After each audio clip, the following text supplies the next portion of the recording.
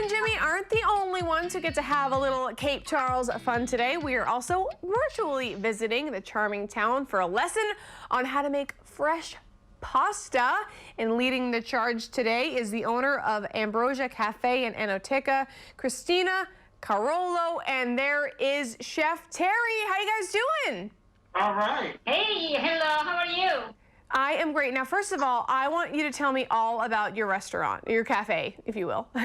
All right, well, we opened our doors last year in May of 2019, and we have been open since. We are a small restaurant here in Cape Charles on the main street on Mason Avenue, and I think my inspiration is the Italian bar that is central in the life of Italian people. You know, you go and get a cafe at the bar, and you get a panino or a plate of pasta.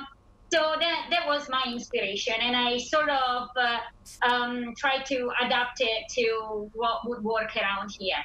And it's named after my mother. My mother is Ambrogia. Unfortunately, she has dementia, so she cannot be here with me, but I thought it would be great for her to be the sponsor of my business. So here we are. That is absolutely perfect. I love it. And how has business been over the last year or so? Last year it went very, very well. Summer season was phenomenal. This year, you know, it's 2020 for everybody. So we started out a little slow.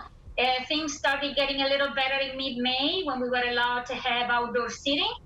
And, you know, unfortunately, in July, we had a little bit of a few issues here in the restaurant. And my chef passed away. And so it was a little bit challenging for a few weeks. But now we have Carlton on board. He is absolutely great. He is a phenomenal chef. He puts together beautiful plates.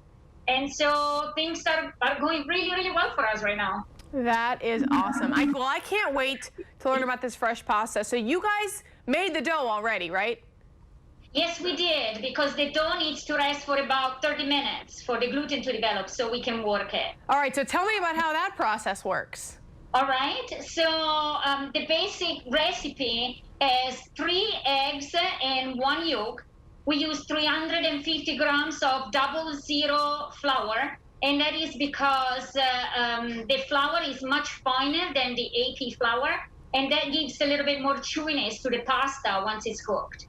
Sure. And then we add a few tablespoons of water. And I cannot tell you how many. It really depends on how big the eggs are, how you know, how dry the pasta is. So I guess it's one of these things that the more you do it, the more you get used to seeing the dough and the consistency that it should have. Yeah, absolutely. So do you have the dough right there? Absolutely. You have to see it. Yes, we do. So here's our dough. We try to keep it resting. Yeah, just got to get We it. try to keep our dough resting underneath something, so it won't drop out as much. But here's our dough. And it's actually a triple batch. We always make a triple batch because around here people love our fettuccine. Yes. I love it. That is awesome. That's pretty much what it looks like. You don't want it too wet, and you don't want it too dry. So as long as it's malleable and it has like a nice color to it, Yeah. an orangish color to it, then you're good to go. But you don't want it to set out too much, so I'm gonna take it here and put it back under here and set it to the side. But that's our pastas, all made by hand, and we try to use as much fresh ingredients as possible. Yeah, Chef, how long you been making dough for? Well, I started making homemade dough when I first started working here, so about a month now. Yeah. About a month now. I always pride myself on trying to do things more efficiently and faster, but not too fast, because quality comes from time and love, as everybody knows. So I think I'm fairly getting used to it and got pretty well at pushing it out in a timely manner, and Yeah, to make sure he gets faster, we have him doing a 3 batch every day. Yeah, So every he day. practices a lot. Yes. Oh, that is awesome. All right, we'll tell you guys what. Coming up, we're gonna take that dough, and you guys are gonna make it into some fettuccine. That sounds good, huh?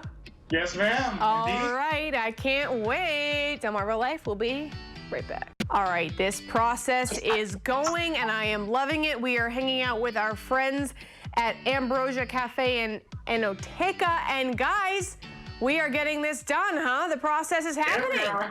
Yes, we are. So what are you guys doing right now? Well, we are rolling out the dough and we are making pasta sheet of the thickness that's necessary for us to cut the fettuccine. So you're telling me that thin dough is the dough you just showed me all balled right up? Yeah, it was all balled up, and then we cut a little piece and we started rolling it through the machine. Wow. We start out thick first, and then it gets so thin, you see? And of course it gets longer and longer, and then Carlton will put it through the cutter and we will show you how we cut our fettuccine. I am so excited. Now, is it hard to not like create holes in it while you're handling it like that? Really, you just have to be delicate with it. It's not really hard to put holes in it, really. You really just want to like handle it with care, like you're holding a baby, you know? So if you allow it to dry out too much, that's when you'll be able to cut holes or rip holes into the pasta, because you want it to be more of like, elasticy. You know? Yeah, look you see how it's kind of elasticy there? Yeah. You want it to be elastic, but once it gets hard and dries out, you won't be able to do that, and it's easy for it to tear. Sure. So what we do is we just set it here on between two pieces of parchment paper, so that way it won't dry out as much. So while that's sitting, I can go ahead and get my attachment ready. Yeah. Which I have everything set up here. All I just need to do is switch out my knobs. Oh. Now we usually wait 2-3 minutes for the pasta to dry up a little bit before cutting fettuccine. But today we're gonna go ahead and cut them so we can show you. I love it, because you guys know the magic of television. Exactly, the magic of television.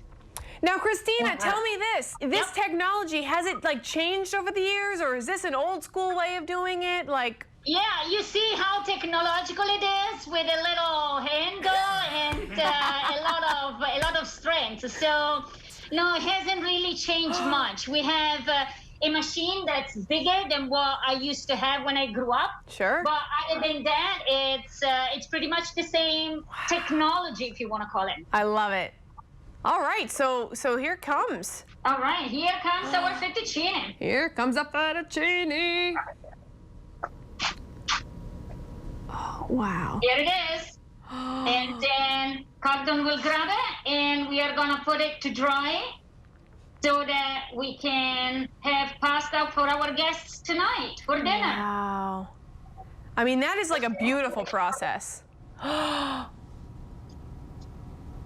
And that is our fettuccine. So now tell me this, is that like the amount you have in your hand right now, is that a full plate, or are you putting more on the plates for the people? What are your portions like? We are going to measure out about 100 grams of fettuccine, and that is usually our plate, the size of our plate. Gotcha. And then, we'll let it dry. Once it's dry, as I said, we'll partition it out.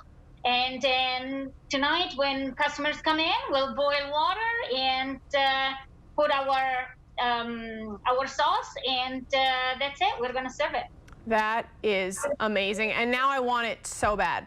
Well, you just have to come tonight. I think that's the only option, and I think that you guys are gonna get a ton more people requesting fettuccine. So maybe you're gonna have to do more than 3 rounds of dough. You know what I mean? Yeah, Carlton is just more than happy to do that, I'm sure. I love it. I love it. Well, Christina Carollo and chef from Ambrogia Cafe and Enoteca, thank you so much for joining us today. This has been a blast. Thank you. Thank you.